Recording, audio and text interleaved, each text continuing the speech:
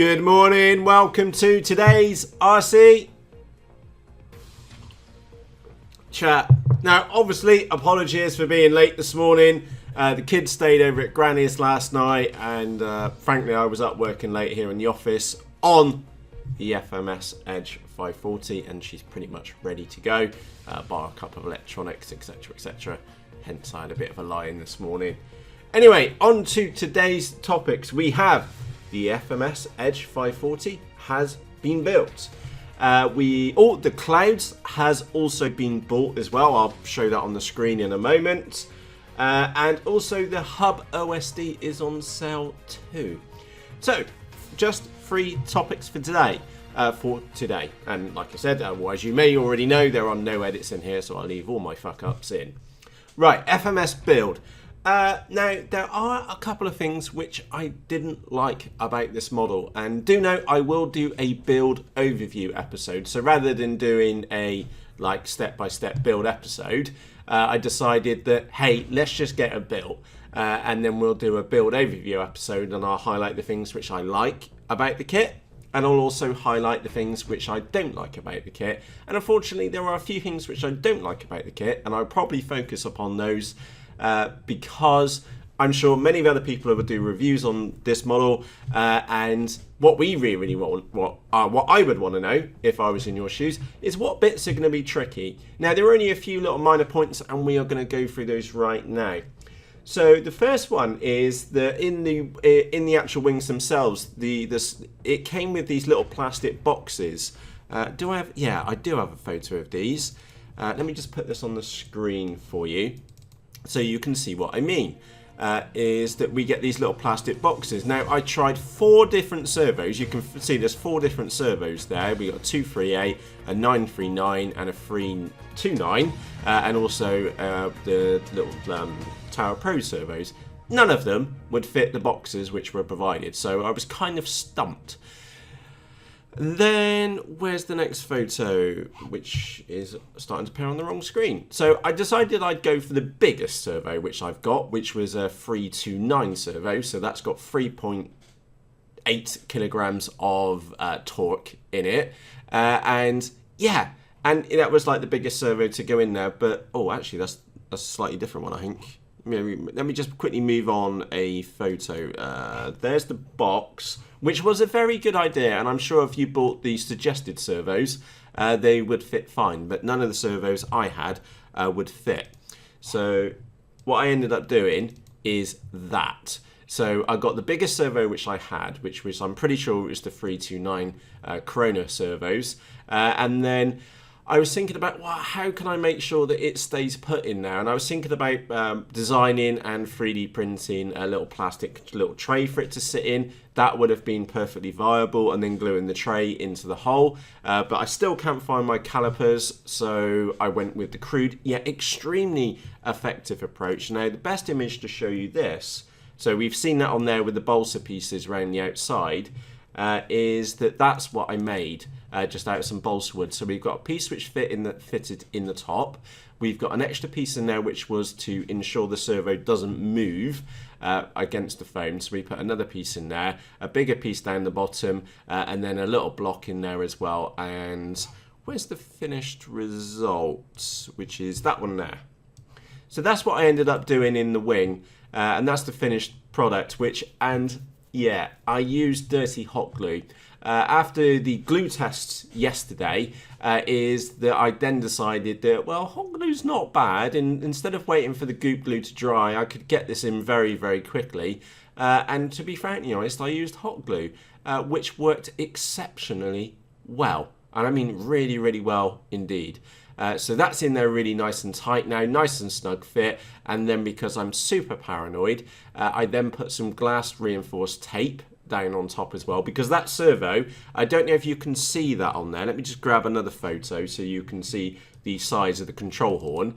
So that one there is a normal size control horn, and I've been and put extended control horns on mine for maximum aileron movement. And I mean the amount of movement which I now get on those ailerons is absolutely insane. So instead of being 2 centimeters, we've got an extra centimeter worth of movement on there, and it is going to be absolutely bonkers in the sky now, that's for sure. And I definitely need to set up some rates.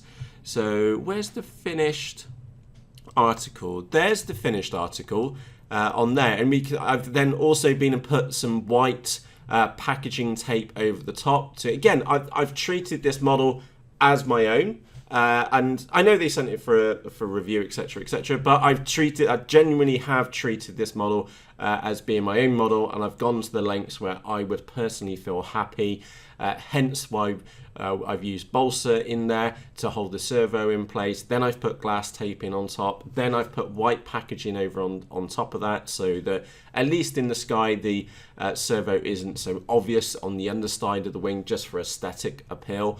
And then no holes barred. I've used some 1 centimeter wide blendum tape along the servo line as well to hide that in there. Now I did try using packaging tape, but on such a small amount of foam it didn't stick very well, so I peeled that back off and then just used some blendum tape along the edges. So yeah, the servos in the wings were like one of the biggest challenges which I had. It would probably be fine if you bought the plug and fly kit. That would have been fine because I assume the servos would be included in those. But I had to work with the servos which I had. I had 4 different servos. I decided to go for the biggest servo which I had, which was a Corona 329, a metal geared servo, which did come with these extended control horns, servo horns, and they worked really, really good. And then I've just made sure that all the servos were centered, etc., etc., and they only needed minor tweak on the push rods. The push rods themselves were fantastic quality. I really do like that. You can definitely tell this is a plus £100 kit just by the quality of the components which came with it. Now, there is one big thing which I didn't like. So that is fair enough. It's not necessarily the model's fault. I didn't have the applicable servos. So we will let the the kit off on that. The one thing which I didn't like, and something which I had to do, and I had to go and get the dirty hack tool out, which is, you may know as a Dremel. And the reason why I needed to get a dirty hack tool out is because I used 939 servos, I think, in the for the rudder and the elevator, and there was no way in hell that you could get the servo in that hole, because on the bottom of the servos you have this little rubber grommet coming out to like strain relief for the actual wire itself, and there was no way I could get that in the hole and the servo in. It just wasn't going to physically fit. So what I needed to do was get the Dremel out, and I needed to trim back about 1 millimeter off on the plastic plate on the back, and then dig a hole out so I could then get in, get the rubber bung on the back of the servo in and down. It also doesn't help that I actually didn't put the servos in the right way round the first time. The actual head of the servo needs to be to the rear of the model, not towards the front, as I found out. And I also, they did pre-wire it, and it did come with their own servo extension leads, but I did replace those with my own twisted ones. And also on the joints I did put blendum tape around the joints as well, just for sanity. There isn't enough depth in that hole at the bottom to be able to get one of the crimp connectors over the top, so I decided to go with crude, which just used some tape to ensure that they didn't come undone. Anyway, they're in now. Really, really straightforward. There was a couple of other really minor things in there, but there is one nice thing which I'd stopped and took a photograph of, which is come up on that screen now. Is that how many times have you seen that in a kit? They've actually been and taken the time to put sellotape over the ESC connection leads to the motor. I thought that was genuinely a nice little touch, a touch which I have not personally seen in other kits. So it's the small details with this kit which did kind of stand out. They were, just finding that. I took that off so that I could take the Dean's connector off and solder on an XT60, and I discovered that, and I thought that was a really, really nice touch. So yeah, all in all, I am very, very impressed with the model. I wanted to share some of the negative points with you because sometimes they get glossed over. And yeah, the servo bays were my challenge in all 4 servo points. That was my biggest challenge. But any experienced builder would overcome those very, very easily. And you would literally, I'm sure, if you, again, this is an experienced pilot model, and I guarantee you would have this model built in like 2 hours. Flat. It's very, very straightforward. If you've got all the parts available to you, like your servos, it was all very, very straightforward. It's nothing rocket science. And where I did get stuck, I just got the Dremel out, just took my time, test fitted it, and took a little bit more in there. Very, very straightforward to get built. The tasks which I've got left this morning to do is just wire up put the receiver in, a little bit of Velcro in there. And then just make sure that the C of G is right with everything built up, and then then possibly, I say possibly, it might get flown today, but it is absolutely crispy white out there. And I know also all my staff have come back from the other businesses, so I need to catch up with those today as well. So in my head, I was going to go maiden it today. Whether that actually happens or not is a whole different ballpark. But before I go maiden her, is that I do need to make a episode or video tutorial for you on how to set up rates on the Tyrannus. It is dead simple to do, but it's a task which I now need to do for this model because if I go and maiden that model with full-blown rates, it is gonna be absolutely skits in the sky because literally the aileron movement is like that. It's probably like 70 degrees up and 70 degrees down the opposite side because of those servo horns. Also, reading the manual, there is a bit explicit note in there about setting up dual rates. I will actually be setting up triple rates because I got a 3-way switch on my transmitter. By the looks of it, this model is super sensitive to the elevator, so I will have a really, really dumbed down rate setting which not only changes the ailerons but also limits the amount of travel on the elevator and the rudder as well. So, and then we'll have like a medium route, and then we'll have a just give me all the beams kind of setting, which is dead simple to do in the Tyrannus, and I will do a separate episode onto that because I'll take the Tyrannus over to the desk, get the iPad out, and I'll walk you through the steps. And I will also be using the Amber mod so that we have voice points on when we go to low rates to medium rates to high rates as well, so that we get like an audio cue which rate setting we're in as well. So that is an episode which will be out shortly because I am going to go and get that recorded today. But all in all, fantastic kit. I can't wait to get this one put into the sky. Oh, and a massive tip for you, if any of you buy this kit, on the nose cone here, and you will know, if you've got this kit in front of you, you will see this, is that you do need to put 2 screws in each of the propellers. The big screws, don't put those in. You put the shorter screws in the outside edge, and then the big screws then hold this silver part down through the propeller into the back, as I learned, because I did it completely the wrong way around because I didn't actually read the instructions and only worked out, well, that doesn't fit back down afterwards. But yeah, it looks absolutely fantastic, absolutely gorgeous. There's her on the workbench. Beautiful model. Like I said, 2 hours, all in, you'll have a flight worthy, really straightforwards, really straightforwards build. So yeah, I enjoyed building that one, and now I know that one's done and I can get back to building the Wombat because that's the next one on the list. And by the way, to be fair to GearBest, because remember they sent this model to me for review, I will put a link to this one in the video description for you. Okay, changing topics. The Clouds has now been bought. Yes, that's the right tab. The Clouds has now been bought. You will see that I paid $150.94 for that model.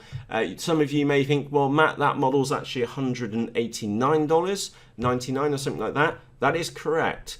I got an email deal for 170 that took $10 off, and then I used a load of points, about $36 worth of points, to get the price back down. And I also did pay for the expedited shipping as well, so between 7 to 15 days for delivery. That does mean I will probably get slapped with import duty, so I am fully aware of that. So if you hear me complaining about getting slapped with import duty in a week or two's time about the clouds, you can perfectly tell me, Matt, you said you get slapped, you can't complain. So the clouds has now been bought. Also, the motors were bought as well. I went for, what was it, the X2814 900 kV motors. Those have also been bought, so we're about $200 in the hole at the moment for this kit. I do need to go and buy a pair of 40 amp ESCs for this model.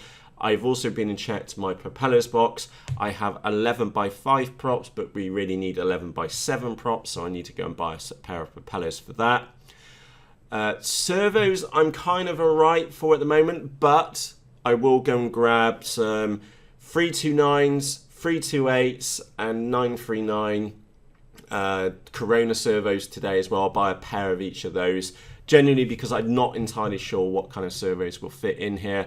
And then again, because of the nature of this model, I will be using premium quality the servos in their Corona ones rather than the Tower Pro ones, just because of the nature of the model itself. They're not going to be under massive load. We're not going to be doing it's not going to be typical matte flying, put it that way. But on the flip side, we do need reliability, so I will be putting premium grade servos in there. And by the way, premium to me means not using Tower Pro servos, which are normally absolutely fantastic, and paying quite a bit more for some Corona ones, because those have been, for me, very, very good. And I know everybody has different experiences with servos. For me, Tower Pro, cheap and cheerful ones, absolutely fine for normal models. Hey, look, you saw what I did to that Sky Shadow. The servos have not been an issue in that model, and I've put it in at least 4 trees. But in this case, because of the nature of the model, I will be putting decent servos in there. And I think I also need to get a separate, I know I've got one spare wiring loom here for a Vector. I also probably need to go and get another one for it as well. But we'll see. Well, I'll have a look through the boxes and see what I've got. So that will be with us at some point in the future. And the last topic for us today is that I'm sure you've seen me mention about these HUBOSD ECO boards, the ones I'm sure you've seen at the flights with my Hornet FPV flying wing, and I'm just looking around. No, it's not here. It's a tiny little board. In there you can put your little nickname in the top left hand corner, but crucially it shows the battery voltage, your flight timer, the current consumption right now. So if you're on full throttle, you're pulling like 19 amps or something like that, it will tell you, and it will give you like a rough idea on the milliampheres used. And I'm saying rough idea because the more I've used these, the more it's become apparent that the current like counter for how many milliampheres used is completely inaccurate. So for me, what I've been focusing upon is the flight timer. So if I'm flying the Hornet wing around, anything more than say 8 minutes or 7 minutes or so, I need to be thinking about landing. Obviously, if it's been a very calm day, I will push that up to about 10 minutes, assuming that the battery pack voltage hasn't been sagged below 9 volts, below 10 volts. If I start seeing it sagging below 10 volts, then I know that I need to land pretty damn sharpish.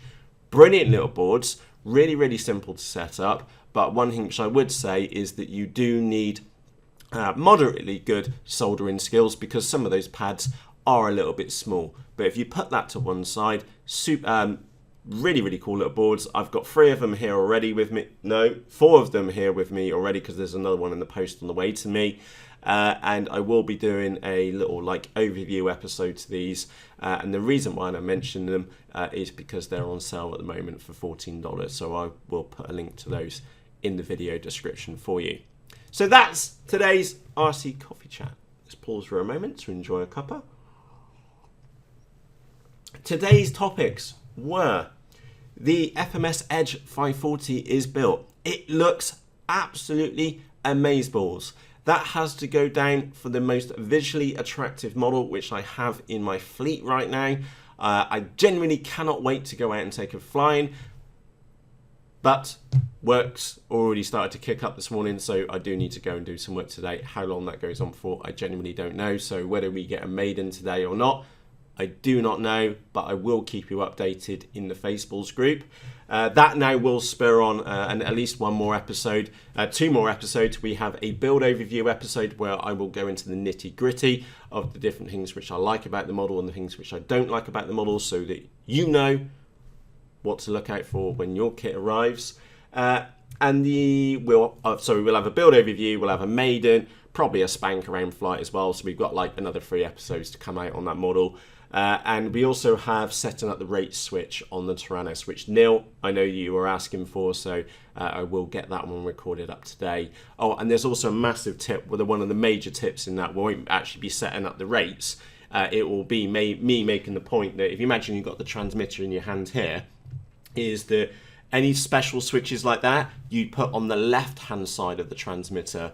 The reason being is that if you're having to take your thumb, or if you're a pincher for your aileron gimbal, is that you do not put any switches on the right hand side which are that important, because if you get like confused or lost in the sky, for example, and you need to change your rates very quickly, is that all your major movements are controlled on the right hand stick. So if you have to take your fingers off that stick to go and change the switch, unfortunately I have stuffed a model in, and it was funny enough, another FMS model. It was a Hurricane, which I stuffed in the ground because I had to take my fingers off that to go and move the landing gear, to get the landing gear to come down. Complete noob mistake, and if you can learn from that, that is happy days. So when it comes to rates and stuff, you will see that I always set it up on the left hand side, because the throttle is, you've got more time to move around with your left hand to change switches and things like that.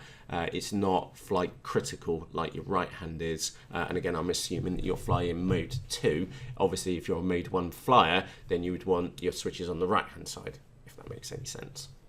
And anyway, the Clouds has now been bought. I'll put a link to that one in the video description. I will try and copy the link which gave it for $179 instead. And also, by the looks of it, discount codes do work on that model as well. And the last topic which we had is the HUBOSD board. Brilliant little board. Like I said, I've got 3 here with me already. I've got one in my Hornet. I've got another one in my new Hornet. I am considering putting one of these in the Micro Skymunter as well, because remember I was getting lines on the screen. So that will not only cut down the noise on the screen in the FPV goggles, but it will also give me the very simple on-screen display for the battery voltage, the flight timer, the amount of current being consumed there and then as I'm depending on my throttle, and it will give a rough indication on the milliamperes used, or like I said, that bit seems to be a bit ropey on accuracy, but that aside, the voltage seems to be pretty bang spot on, and at least you know how long you've been in the air, roughly how many amps you're using there and then, and what your battery pack voltage is like as well. Very, very simple to do, and as we saw in that Hornet FPV in the new build, you can integrate it very seamlessly in a Model 2, so I was fairly impressed with those. But the star of the show today was the FMS Edge 540. Beautiful model, and I genuinely cannot wait to take that model out flying, because it's going to be mad, absolutely bonkers. And yes, for those of you concerned about the life expectancy of that model, I will be taking it, well, famous last words, I will be taking it quite slow and steady for a maiden flight, and the reason why I'll be taking this one especially slow and steady for the maiden flight is because, number one, I will be rusty, very, very rusty with whatever 3D flying skills I had previously, and number two, it is such a nice model. I would feel so bad if I stuff it in on a maiden, so I will be taking it very careful, and I will also be taking the Hummer 3D model up with me first and get all my silliness out of the way, in a couple of batteries in that model and then progress onto this one. So at least I've been and had a really good warm up and I've got used to flying a 3D model beforehand before I go and actually take this one out for a maiden. And then what happens in the second flight and the third flight, nobody knows, but I can assure you I probably will be spanking it rather hard. Happy days. So that's today's RC topics for today's RC Coffee Chat. Thank you ever so much for joining me this morning. And once again, apologies for being late today. Literally just had a bit of a line, which, hey, it's the Christmas season. Happy days. And on that note, from myself, Matt, thank you ever so much for joining me for today's RC Coffee Chat. And I shall see you probably a lot earlier tomorrow morning. And on that note, if you are out flying, have a fantastic day, and fingers crossed I might fly in today for you, out flying today as well, but I don't know just yet. And on that note, I really am going now. Thank you ever so much for joining me today, and I'll see you again tomorrow. Cheerios!